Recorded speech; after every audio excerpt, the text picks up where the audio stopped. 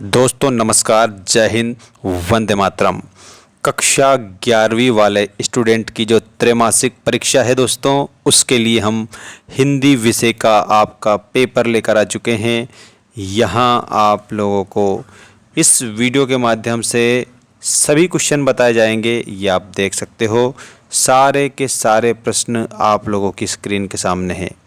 दोस्तों आप लोगों को कंप्लीट उत्तर याद रखने हैं। आइए स्टार्ट करते हैं पहले क्वेश्चन से। त्रैमासिक परीक्षा के सभी जो इम्पोर्टेंट क्वेश्चन पेपर हैं आपको हमारे इसी चैनल पर देखने को मिलेंगे। आपके लिए एक और सामान्य जानकारी मैं बता देता हूं, आप लोगों को मेंस एजुकेशन ऐप डाउनलोड कर लेना है। इस पर भी आपका पूरा जो कोर्स है वो उपलब्ध है।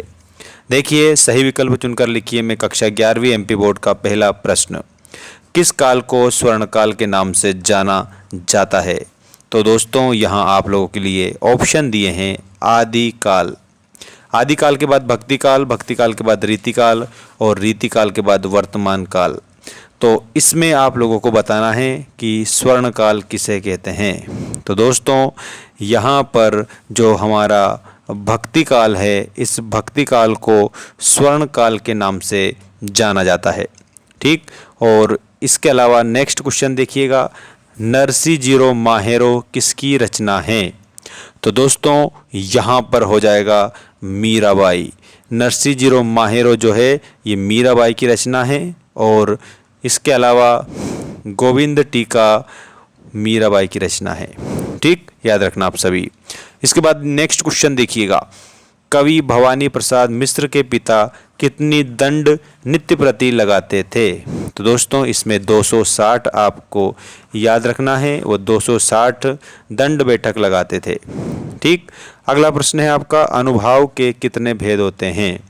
तो दोस्तों यहाँ पर आप लोगों को अनुभव के 4 भेद बताना है। 4 भेद में आप लोगों का कायिक, मानसिक और इसके अलावा सात्विक और आहार्य। ठीक है, इस प्रकार से तो यहाँ पर आप लोगों को कायिक, मानसिक, सात्विक, आहार्य बता देना है। ये आप लोगों के अनुभव के भेद हैं। और अनुभव किसका भेद है? तो अनुभव जो है दोस्तों मैं यहाँ पर लिख देता हूँ, अनुभव रस का अंग है, रस का अंग है। और रस के कितने अंग है? तो रस के 4 अंग है। एक तो है विभाव, एक है अनुभाव, एक है संचारी भाव। ठीक है, और संचारी भाव के बाद में एक है स्थायी भाव। ठीक है, इस प्रकार से रस के 4 अंग होते हैं। यहाँ पर अनुभाव के भेद पूछे हैं तो अनुभाव के भी 4 भेद होते हैं। ठीक है, अगला प्रश्न देखिएगा, कविता का गांधी किसे कहा जाता है? तो दोस्तों आप लोगों को याद रखना है, कविता का गांधी भवानी प्रसाद मिश्र को कहा जाता है। ठीक है, तो यहाँ ऑप्शन नंबर डी हमारा करेक्ट हो जाएगा, भवानी प्रसाद मिश्र। सभी प्यारे बच्चे जल्दी से जल्दी चैनल को सब्सक्राइब कर लीजिएगा, क्योंकि आप लोगों के लिए जो सबसे बेस्ट कंटेंट है वो हम उपलब्ध कराते हैं और 100% आप लोगों की किताब पर आधारित है। सही आप लोगों को जानकारी हम देते हैं। ठीक है ना। अश्रु किसका तत्सम रूप है? तो अश्रु जो है आंसू का तत्सम रूप है। ठीक है, और आपको 2 शब्द में पहले बता चुका हूँ, एक बार और मैं बता देता हूँ। तत्सम जो होता है ना, तत्सम का मतलब होता है संस्कृत के ऐसे शब्द जो हिंदी में और संस्कृत में समान रूप से एक ही जैसे प्रयोग किए जाते हैं, उन्हें तत्सम कहते हैं। तद्भव कुछ रूप बदल कर आए हुए शब्द हैं जिन्हें हम तद्भव शब्द कहते हैं। ये हिंदी में थोड़ा जो कह सकते हैं परिवर्तन होकर और फिर आए हुए हैं, इन्हें हम तद्भव कहेंगे। ठीक, अगला प्रश्न है आपका, रिक्त स्थानों की पूर्ति कीजिए। रिक्त स्थानों की पूर्ति कीजिए में आप लोगों का पहला प्रश्न इस प्रकार है, राजस्थान में मीठे पानी के लिए बनाई जाती थी। तो राजस्थान में मीठे पानी के लिए क्या बनाई जाती थी? कुएं बनाई जाती थी। ये प्रश्न कहाँ से लिया गया है? तो आप लोगों की जो हिंदी बुक के साथ में एक और बुक आती है वितान वाली, उसमें से लिया गया है। ठीक है, इसके बाद में अगला जो प्रश्न है वो देखिए, चंपा काले काले अक्षर नहीं चिन्हती, किसने लिखा है? तो ये लिखा है कवि त्रिलोचन ने, त्रिलोचन ने लिखा है। ठीक, वह लड़का गधा है, इसमें लक्ष्य लड़के को किया गया है, तो इसका मतलब यहाँ पर हमारी जो शब्द शक्ति होगी वो होगी लक्षणा। ठीक। ठीक। इसके बाद में नेक्स्ट क्वेश्चन देखिए, रचना के आधार पर वाक्य के कितने भेद होते हैं। तो रचना के आधार पर वाक्य के याद रखना 3 भेद होते हैं। ठीक है, रचना के आधार पर वाक्य के 3 भेद हैं और अर्थ के आधार पर वाक्य के 8 भेद हैं और वाच्य के आधार पर 3 भेद हैं। ठीक, रचना के आधार पर पूछा है 3 बताना।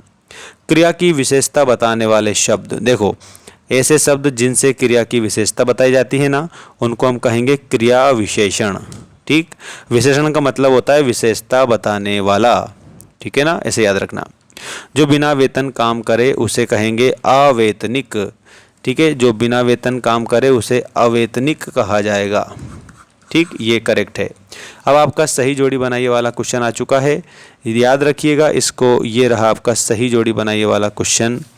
इसमें क्या पूछा है, सबसे पहले सेवा सदन। सेवा सदन किसकी रचना है, प्रेमचंद की है। परिमल किसकी है, निराला की है। निराला की 3 रचनाएं याद रखना, एक तो है परिमल, परिमल के अलावा एक आपको याद रखना है गीतिका, और गीतिका के अलावा आप लोगों को एक याद रखना है अनामिका। ठीक है, परिमल, गीतिका, अनामिका ये किसकी है, निराला की है। और निराला जो है ये कौन से वाद के कवि हैं, छायावाद के कवि हो जाएंगे। अब इसके बाद में आप लोगों को अगला जो इसमें नेक्स्ट आपको क्वेश्चन के तौर पर सही जोड़ी में बताया गया है कहानी का मूल तत्व। तो कहानी का मूल तत्व होता है कथानक। बांस का पुल ये लिखा है सर्वेश्वर दयाल सक्सेना ने। त्रिलोचन का जन्म, तो कवि त्रिलोचन का जन्म 1917 में हुआ था। ठीक, और दुष्यंत कुमार का जन्म 1933 में हुआ था। दुष्यंत कुमार का जन्म आप लोगों को 1933 करेक्ट आंसर बताना रहेगा। इसके बाद में ये आ चुका है आपके सत्य असत्य लिखिए वाले सारे क्वेश्चन। साये में धूप गजल संग्रह है, ये सत्य है। दोहा छंद मात्रिक छंद है, ये बात भी सही है। विदाई संभाषण सत्यजीत राय की रचना है, तो इसमें आप लोगों को असत्य बताना है।